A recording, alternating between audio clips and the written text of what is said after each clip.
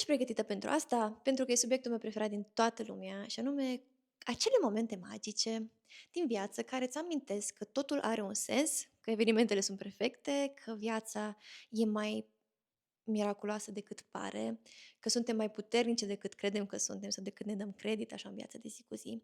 Și per total că lumea este un loc plin, plin de posibilități. Dacă rezonezi cu subiectele astea, dă subscribe ca să știm că rămânem una în viața celelalte și că ne găsim mai ușor și că o să-ți transmită YouTube atunci când mai postez, pentru că vreau în fiecare duminică la ora 10 să pun un video nou. Eu mă gândeam ce vreau să aduc pe canalul ăsta, adică care e mesajul meu, ce cred eu despre viață, ce cred eu că contează sau care e valoarea reală pe care o aduc eu. În viața mea personală tind să fiu persoana care le amintește oamenilor din jurul meu că există magie pe lume, că poți să fii excepția, că poți să primești lucrurile pe care ți le dorești, că poți să visezi mare, că poți să-ți dai voie să fii așa cum ești, că poți să fii vulnerabil, că poți să te areți, că poți să îndrăznești. Și că atunci când îndrăznești, tinde viața să te întâmpine. Ca și când tu mergi jumătate de drum, dar viața vine jumătate de drum spre tine ca să te găsească la mijloc cu ce aveai nevoie când ai ajuns în punctul ăla. Și chiar cred că trebuie întâi să sari și după aia apare plasa. În general, cred că atunci când facem lucruri care ne sunt aliniate, și știu că e foarte abstract cuvântul și o să-l deconstruim imediat, când alegem să facem lucruri care sunt aliniate cu noi, atunci viața se deschide. Și îți dai seama că sunt lucruri aliniate cu tine pentru că se deschide viața. Adică, eu cred, și asta este opinia mea personală, că nu trebuie să facem lucrurile care ne vin cel mai greu. Ci chiar din contră, cred că lucrurile care sunt ale noastre sunt cele care ne vin cel mai ușor. Și asta este contrar a aproape tot ceea ce ni se spune legat de cum este virtuos să-ți trăiești viața. Adică prin sacrificiu demonstrezi, prin efort ajungi să meriți. Vezi unde mă duc? Și eu cred că noi, ca și oameni, suntem niște ființe care merită prin simplu fapt că există. Pentru că dacă n-am fi meritat viața, n-am fi fost aici. Și atunci, nu cred că scopul meu pe pământ este să-mi demonstrez meritul, că existența mea contează, ci mai degrabă să văd cum pot să mă folosesc de acest dar pe care l-am primit, și anume viața, să o sărbătoresc. Să o fac mai frumoasă pentru mine și pentru ceilalți. Să o apreciez cu adevărat pentru ceea ce este și să văd ce poate să se nască din mine. Atât altă viață, dacă aleg să fac asta, cât și alte lucruri, proiecte, artă, evenimente care să poată să lege oameni sau să lege evenimente între ele, astfel încât să curgă viața prin mine. Dar nu pornesc cu premisa că eu sunt un fel de Dumnezeu care poate El să aleagă ceea ce trebuie să se întâmple, ci mai degrabă sunt curioasă ce vrea să se exprime prin existența mea. Și eu cred că dacă e ceva ce vrea să se exprime prin mine, o să vină prin mine fără ca eu să trebuiască să le trec prin 10.000 de filtre mentale și fără să trebuiască să aplic strategia lui X și atitudinea lui Y, care cred eu că îs rețetele universale, pentru că nu există o rețetă universală. Există tehnici, există tot felul de soluții și leacuri pentru diverse probleme, dar dacă ar fi una și bună, n-ar fi sute de cărți de nutriție, n-ar fi sute de cărți de filozofie, adică sunt perspective unice și personale ale oamenilor pe care le dau mai departe și care ajută să împingă puțin dominourile într-o direcție sau în alta pentru fiecare persoană pe care le atinge. Dar nu sunt menite să fie luate mot-a-mot și aplicate direct. Cel puțin eu așa văd lucrurile. Eu cred că toți contribuim și ducem lucrurile mai departe. E ca și cum eu aș încerca acum să reinventez roata. N-are niciun sens. Roata a fost inventată, este bună, mai departe, pornind cu know-how-ul ăsta, ce fac mai departe de aici. Și atunci tot adăugăm fiecare până facem lumea un loc și mai frumos și mai bun. Și eu aleg să văd lumea ca un loc foarte frumos și un loc foarte miraculos. Și știu că avea Einstein un citat foarte cunoscut care spunea ceva de genul că poți să te uiți la lume și să vezi că nimic nu este un miracol sau că absolut totul este un miracol, pentru că însăși existența, faptul că ne bate inima în pântecul mamei, lucruri de genul ăsta nu sunt explicate încă. Sunt foarte multe lucruri care nu se pot explica, cum tot crește universul, adică noi știm că universul se lărgește în fiecare moment. Se mai tot descoperă alte galaxii, deci din toate punctele de vedere, a toate științelor, sunt foarte multe locuri în care ne împotmolim la un moment dat cu înțelegerea umană pe care o avem. Nu putem să împărțim lucrurile mai mici decât până într-un punct, deși este clar că sunt compuse și ele din ceva, adică nu am ajuns la materia primă. Și dacă am ajuns la materia primă, cine a creat-o sau cum sau din ce motiv sau de ce așa? Adică evoluția în sine putem să o corelăm, dar noi nu există cauzalitate, adică noi nu știm cum s-au întâmplat lucrurile astea. Și atunci, real, totul este un miracol. Șansele ca noi să fim acum aici și să vedem asta și să participăm în aceeași moment la video ăsta, e a big deal. Și cred că dacă ne amintim lucrurile astea și putem să vedem așa mai dintr-o perspectivă din exterior, eu cred că ne-ar face mult mai mult bine decât să fim așa amorțiți de viață și neimpresionați și stoici. Un alt motiv pentru care voiam să deschid subiectul ăsta este pentru că în viața mea personală, oamenii din jurul meu se cam referă la mine ca fiind persoana care e cu manifestarea, care poate să facă lucrurile să se întâmple prin voință, prin intenție, nu atât de mult prin acțiune. Și asta e un pic greșit, pentru că eu acționez foarte mult, doar că nu se poate vedea cauzalitatea dintre evenimente atât de evidente. Sau cel puțin nu pare că sunt cu adevărat legate de cauză și efect, ci mai degrabă sunt corelate cumva. Și sunt corelate de faptul că eu aveam o dorință în direcția asta, o intenție în direcția asta și pare că se așează lucrurile într-un mod foarte neașteptat și miraculos în viața mea de foarte multe ori și o să dau câteva exemple. Mi-e puțin rușinică să zic asta public, dar asta e, cred că, cea mai recentă și e legată de team building, de filmul Team Building, în care am fost castuită. Și cum am ajuns să joc eu în filmul ăsta? Asta e o poveste. E foarte amuzant, că nu știu de unde să încep. Pot să încep din copilărie, când voiam să fiu actriță și am zis la mama că eu vreau să fiu actriță și că eu vreau să fiu actriță și să stau la Londra și să mă duc și să mă mut și mi-a zis că, în primul rând, Londra este ploioasă și nu ți-ar plăcea, în al doilea rând, tu nu ai talent la actorie, în al treilea rând, nici nu știu dacă ți-ar plăcea viața aia și eram ok, bun. Mi s-au tăiat un pic aripioarele atunci, dar când am devenit un pic mai mare, pe la 30 de ani, eu m-am decis că acum eu sunt adultul și că fetița din interiorul meu o să o cresc eu. Am avut și tot felul de munci din astea interioare, am avut niște meditații foarte, foarte cool, deci asta aș putea să-ți fac pentru tine, să înregistrez o meditație pentru copilul interior, că sunt transformaționale, absolut. Și pentru mine au fost așa câteva momente din astea care mi s-au instalat ca niște amintiri în sufletul meu, când eram în meditație, eu cu copilul meu interior și mi-am asumat eu răspunderea pentru el. Și din momentele alea am concluzionat că e treaba mea să-mi îndeplinesc eu visele copilăriei mele, să-i arăt fetiței că și ea poate, să o duc în lume de mânuță și să-i ofer și ei experiențele astea pe care alții le au și dacă ei le au, de ce eu să nu pot să le am? De ce ea să nu le primească? Că și ea le merită. Și atunci, cu premisa asta, amintindu-mi cum îmi doream de pur niște experiențe când eram un pui de om și cu mintea de acum și cu capacitatea de acum, mi se pare că nu pot să mi le refuz. Adică și ea le merită. Și asta poți să faci și tu cu tine, by the way. Lasă-mi în comentarii dacă vrei să înregistrezi meditația asta, că o fac cu foarte mare drag, sincer, chiar notiță mentală. Bun. Așa e cu actoria.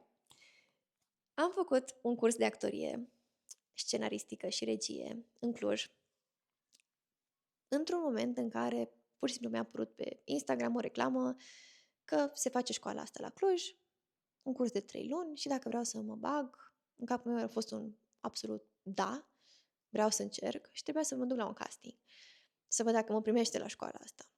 M-am dus la casting, pe drumul încolo i-am spus, mi s-a părut mie o idee foarte bună să-i spun mamei mele, care știm care a fost părerea ei despre talentul meu, că vreau să fac asta și mi-a zis că da, tu crezi că te ia. Și atât de tare m-am înfuriat, încât eram cumva, știi ceva, efectiv o să mă ia. O să mă ia pentru că de asta este un curs, ca să înveți. Adică nu trebuie să fiu născută știind să fac lucruri pentru care mă duc să învăț. Da, și m-am dus și am dat tot ce am putut eu mai bine. Pe de o parte și ca să închid gura mamei mele, pe de altă parte și ca să-mi dovedesc mie că ceva ce-mi doream de când eram mică mi este și mie disponibil. Și m-am dus acolo și cumva am simțit că l-am dat gata pe regizor, i-a plăcut foarte mult de mine, chiar ne-am înțeles extrem de bine și am ajuns mai departe să particip la cursul ăsta și să fiu acolo 3 luni de zile. 3 luni în care eu m-am simțit atât de vie, atât de plină de, nu știu cum să zic, de viață. Pur și simplu eram aprinsă. Aprinsă din toate punctele de vedere și mi-am dat seama că eu starea asta mi-o doresc. Adică nu vreau să fiu amorțită, vreau să mă simt așa de aici și prezentă și de, nu știu, în momentul în care se dă acțiune, e foarte interesant, că ești la un curs, că nu contează unde ești, în momentul în care se dă acțiune, nu mai ai timp să overthink, nu mai ai timp să gândești. Pur și simplu atunci faci. Și faci cât de bine poți tu și mi se pare că ăla e un moment de flow atât de profund în care intri instant. Acțiune și trebuie să fie acolo, încât mi-am dat seama că am acces la o latură a mea la care nu aș fi avut acces altfel. Și actoria în sine mi se pare că e așa un life hack, adică îți dă prilejul să trăiești mai multe vieți într-una. Efectiv asta e, adică tu jucând mai multe roluri, porți mai multe identități și practic te dezbraci de un concept pe care tu l-ai despre tine, care îl ții în viață și care îți dai după aia seama că de fapt și pe ăla îl performezi și că tu ești ființa asta care are atât de multe tipuri de experiențe diverse și că toate pot să fie tu. Nu știu, mie mi se pare că e grozav.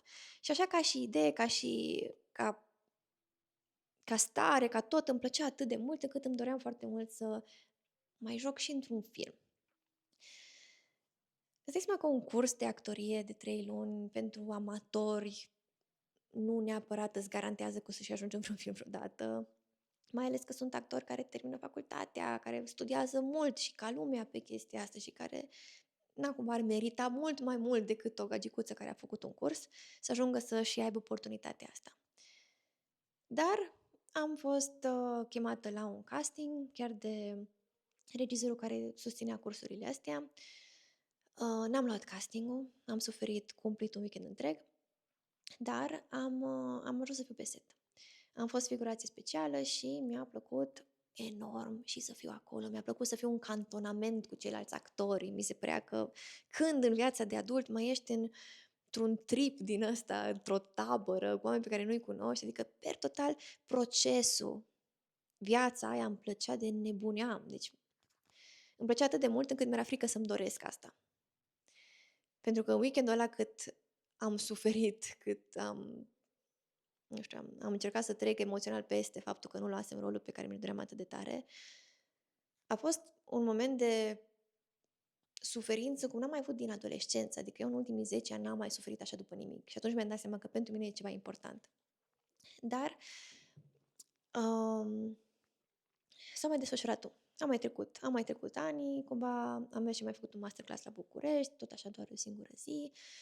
Și acolo am primit perspectiva asta de la una dintre actrițe, cum că filmul e un cadou de la univers și că dacă ți se dă să te bucuri de el, dar să nu îți petești viața așteptându-l, adică nu poți să spui viața pe hold, vezi de ale tale, pentru că dacă e să ai șansa, o să ai șansa și atunci poți să te bucuri de ea. Dar să nu fii dezamăgită de cele pe care nu le primești. Și mi s-a părut că e foarte sănătos să văd lucrurile așa, pentru că eu oricum aveam și alte lucruri pe care voiam să le explorez în viața mea și nu voiam să pun presiune pe ceva care se simțea atât de efervescent.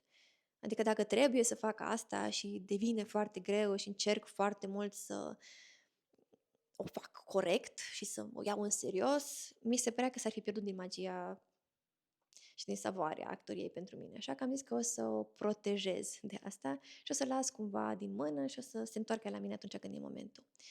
Și de atunci am mai fost chemată să mai joc încă în 3 filme. Deci fusesem figurație acolo, după aia am fost figurație specială într-un alt film, Complotul Bunelor se numește, făcutul de același regizor, după care am fost în 2 filme de lui Mircea Bravo. Că n-ai văzut filmele lui Mircea, ce faci? Sunt pe Netflix, uite-te la ele.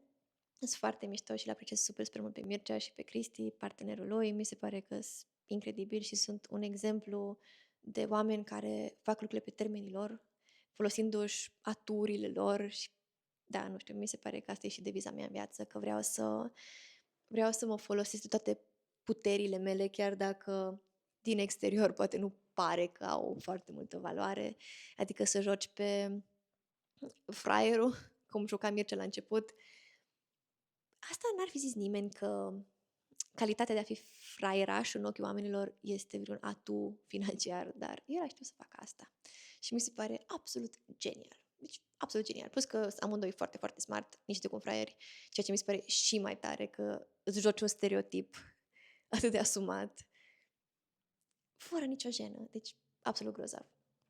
Anyway, asta e altă lecție de viață. Folosește-te de stereotipul tău. Dacă tu știi că oamenii te percep într-un anumit fel, folosește-te de asta. Fă o să fie în favoarea ta.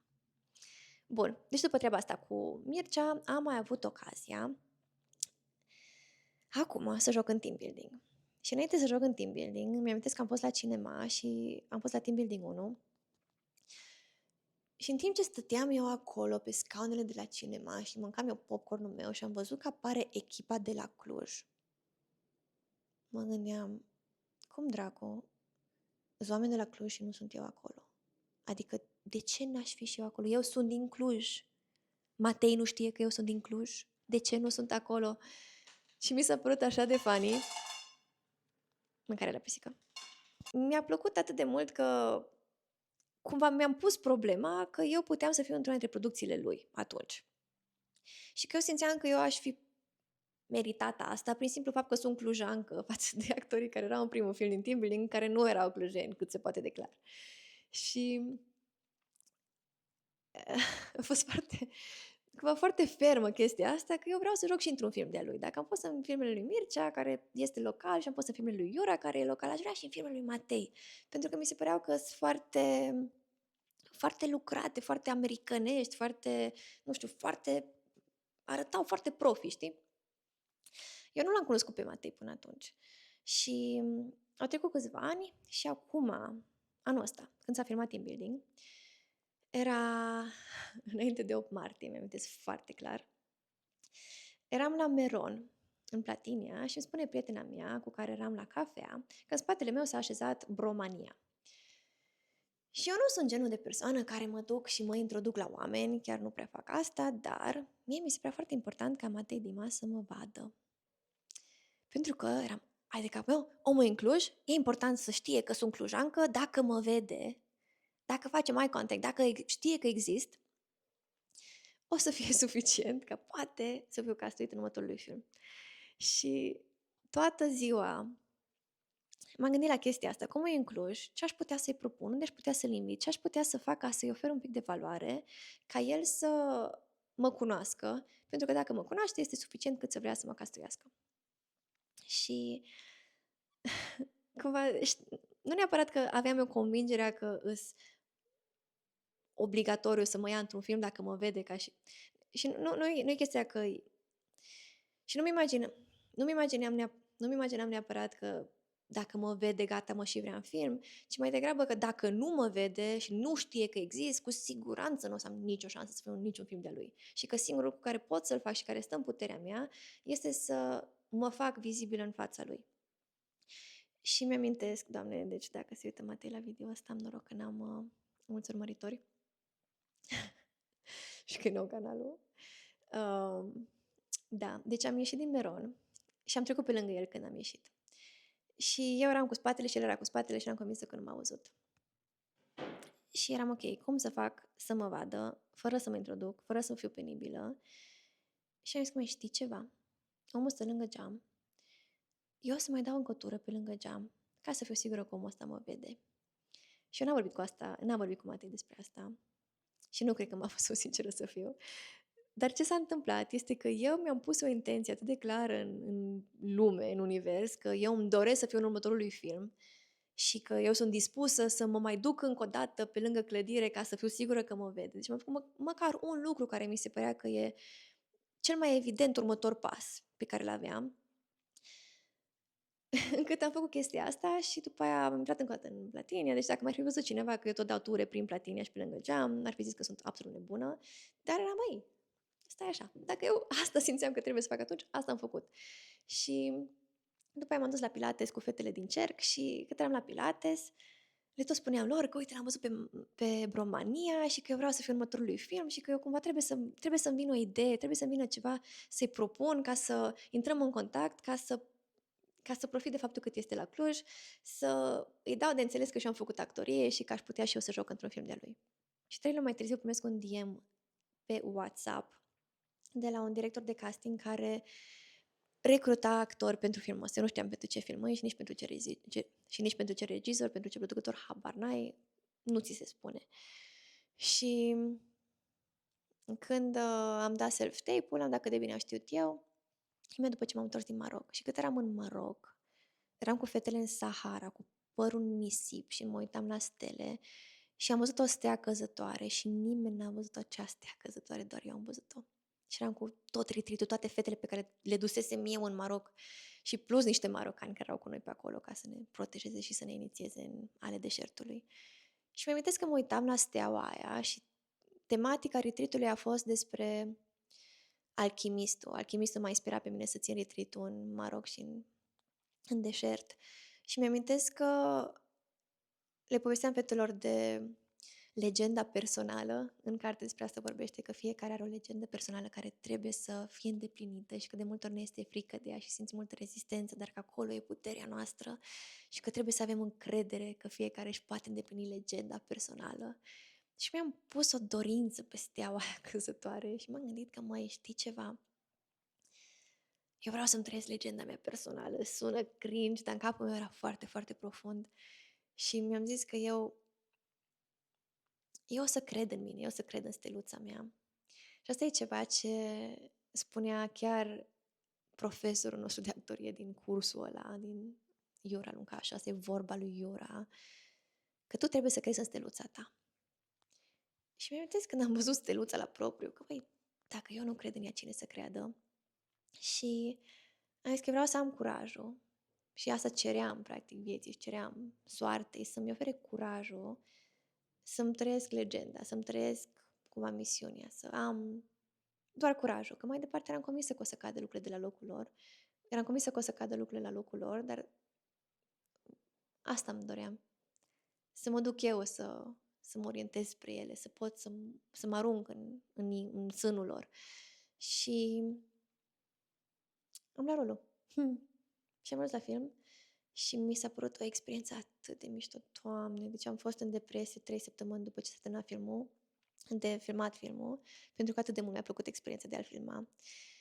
Și îmi dau seama că n-am niciun interes în cum iese filmul și ce se întâmplă mai departe cu el, pentru că la mine chiar nu e despre rezultat, e doar despre proces și îmi place atât de mult.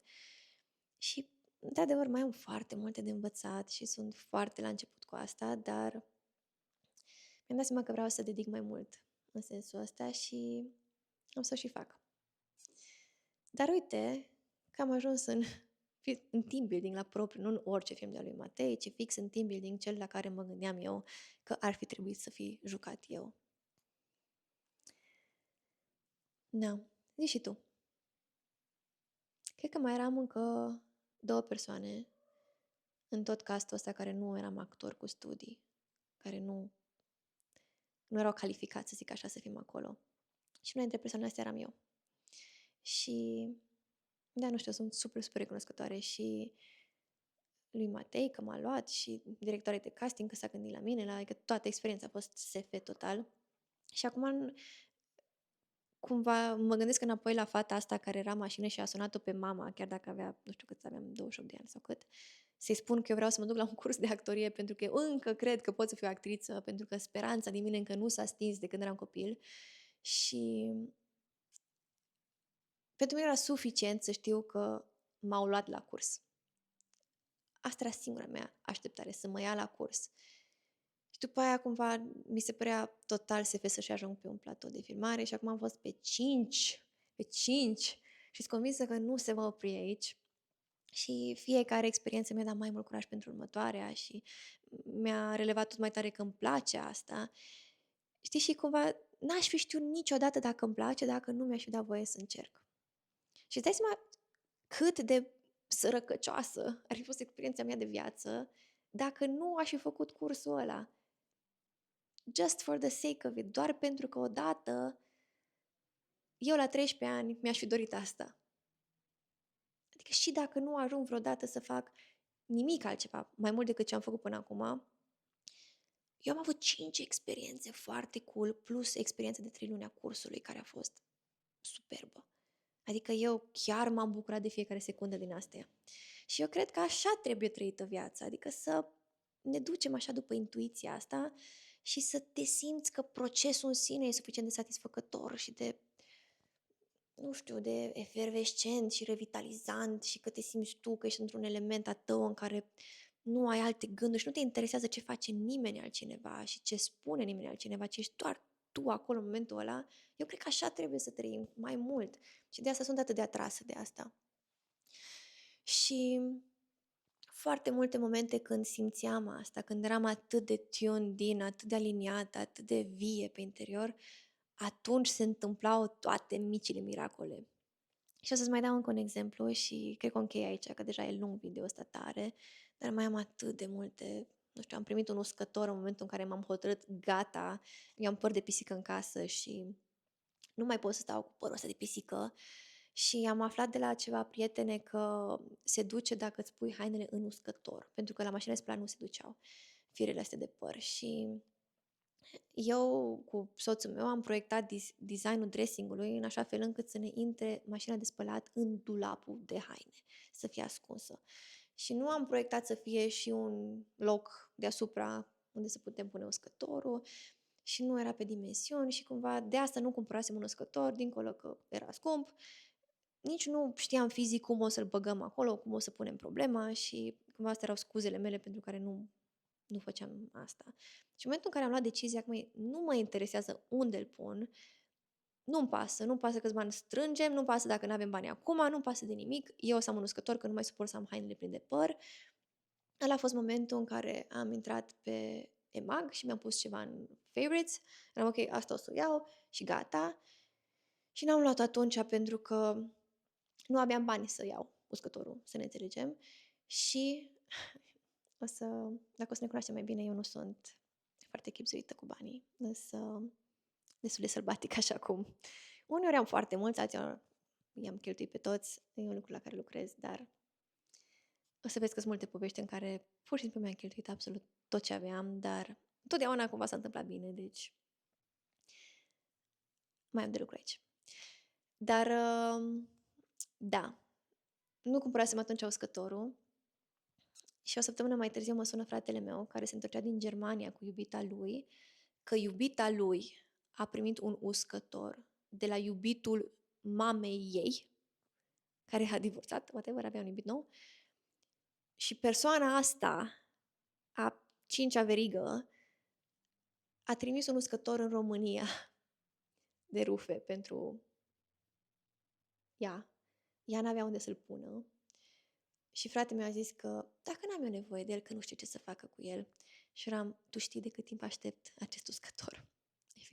Efectiv. Și am primit un uscător pe gratis și l-am pus în altă cameră și ne-am descurcat și a fost foarte ok. Și acum nu mai am hainele pline de păr. E absolut grozav. Dar nu asta e ce voiam să-ți povestesc. Voiam să-ți povestesc o zi în care i-am zis lui Andrei că el trebuie să creadă în manifestare. Era o duminică, mi-am amintesc exact. Și am zis că îi demonstrez. Deci că eu o să-i demonstrez lui cum se manifestă. Deci mă că atunci când am spus asta, habar n-aveam cum o să-i demonstrez eu lui asta, dar era o duminică, mă simțeam bine, eram distrată, aveam chef de viață, era soare, era o zi bună. Adică într-o zi rea nu te apuci să îți dai challenge-uri din astea, ca să-i dovedești cuiva că viața e magică, nu? Și mă simțeam grozav și i-am zis că ar trebui să mergem la sală de dimineață. Când te gândești la noroc, la ce te gândești? La chestii astea stereotipice. Și eu m-am gândit direct la loto. Nu mă întreba de ce, pentru că până în momentul ăla nu pusesem niciodată bile la loto. Nici nu știam cum se face sau unde se face, dar știam că în cartier este un loc pe care scria loto sus și i-am zis lui Andrei că înainte să mergem la sală, hai să intrăm acolo să punem un bilet. Și că eu o să demonstrez că există magie și că într-adevăr o să putem să câștigăm la loto. O parte din mine credea, o parte din mine nu, îți dai seama. Dar eram atât de bine dispusă și mi se părea că e o cauză atât de nobilă și că dacă e vreun moment în care viața o să vină să mă întâmpine, asta o să fie pentru că, na, Andrei ar trebui să creadă că doar dacă suntem căsătoriți trebuie să vadă magia din viață. Și am mers la loto acolo, ne-a explicat doamna aia cum să trecem ca să facem 6 din 49. Sunt mai multe feluri în care poți să joci la loto, am aflat atunci, dar 6 din 49 era ce mi-aminteam eu de la ai mei când eram mică, că ei mai puneau din când în când, era așa o chestie drăguță la noi în familie și mi-amintesc că mă lăsam uneori mama să bifez eu acolo, să fac eu bulinele pe cifrele care mi se păreau mie norocoase. Și acum am făcut aceeași chestie cu Andrei, am pus fiecare câte un bilețel și după aia am mers la sală și cât am fost la sală ne-am pus pe bandă și cât eram pe bandă și alergam amândoi, sau cred că umblam amândoi și după aia am început să alergăm, anyway, l-am întrebat ce am face amândoi dacă am câștigat. Ce ne-ar plăcea noi să facem cu banii? Și noi cred că vreo oră am vorbit despre asta, ne-am gândit la asta și ne-am entuziasmat. Că dacă am avea toți banii, câte am face și cum i-aș lua la mama un apartament și la tata un nu știu ce și la... Deci cât de fericiți ar fi oamenii din jurul nostru. Și ne-am simțit super, super expansiv și per total ziua aia a fost foarte distractivă pentru că noi în starea noastră interioară deja aveam banii. Și cumva când am ajuns acasă, i-am zis lui Andrei, ok, dar dacă câștigăm, ce facem, cum sărbătorim? Și noi avem o terasă, și că urcăm pe terasă și bem o șampanie și atunci, ok, am pus repede șampanie la rece ca să avem pentru când o să sărbătorim. Că știam că la ora 6 se extrag cifrele și noi de dimineață le pusesem și era aceeași zi, duminică, seara, parcă la 6, nu mai țin minte exact, dar anyway. Și e amuzant că după masă ne-am pus să ne culcăm un pic, era soare și ne-am pus pe canapea cu soarele pe noi și pisicile lângă noi și eram ok, gata, hai să ne culcăm un pic. Și când ne-am trezit, m-am trezit eu înainte, primul lucru pe care l-am făcut a fost să verific pe net să văd dacă am câștigat la loto, exact cum îmi închipuisem. Și țin să zic că noi chiar am câștigat. N-am câștigat potul cel mare, dar am câștigat 4 din 6, care este un premiu. Genul ăla este minimul cât trebuie să faci ca să prinzi un premiu. Și chiar am urcat sus pe terasă și chiar am sărbătorit cu șampania aia, exact cum ne-am imaginat. Și chiar eram amândoi așa, cumva, nu ne venea să credem că asta chiar s-a întâmplat. Și în momentul în care se extrag cifrele, tu nu știi postul cât era de mare și la cât se împarte și nu știi cât e suma. Și atunci, noi în momentul ăla, noi nu știam dacă e mult, dacă e puțin, habar n-aveam. Dar în ochii mei era suficient, adică scopul a fost să justific că există o corelație între intenția noastră, starea noastră de spirit și ce se întâmplă ulterior în lumea materială. Și amândoi am ajuns la concluzia că, uite, chiar a mers. Și n-am făcut foarte mulți bani, nu mai țin minte, câteva sute de lei. Nu știu, 5-600 de lei, 4, nu mai știu. Vreo 100 de euro, să zicem așa, rotunjit. Dar am făcut 100 de euro și am câștigat. Și eu i-am zis doar că o să câștigăm la loto, nu suma. N-am fost specifică, am zis doar că noi o să câștigăm la loto ca să-ți dovedesc că intenția contează. Și am mai câștigat odată și la ruletă în America. Tot așa, am zis că noi intrăm, punem pe 27, câștigăm și plecăm.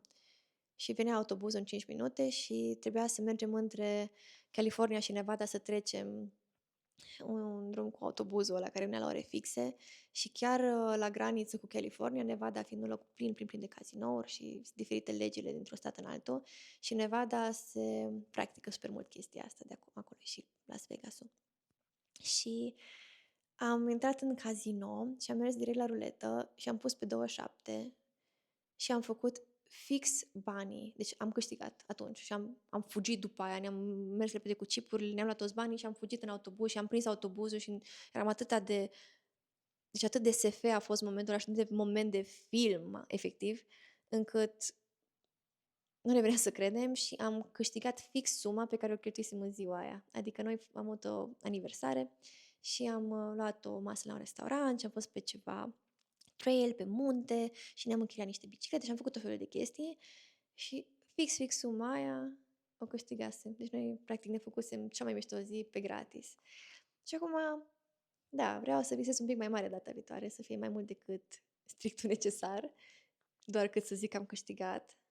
Dar mie mi se pare că toate semințele astea au crescut în mine o credință că există minuni și miracole și magie pe lume și cred că de fapt asta a fost important. Și cred că cu fiecare coincidență, în colecția mea de coincidențe, cu atât o să cred mai mult și cu atât o să se întâmple lucruri și mai grozave. Și mai am foarte multe, dar next time.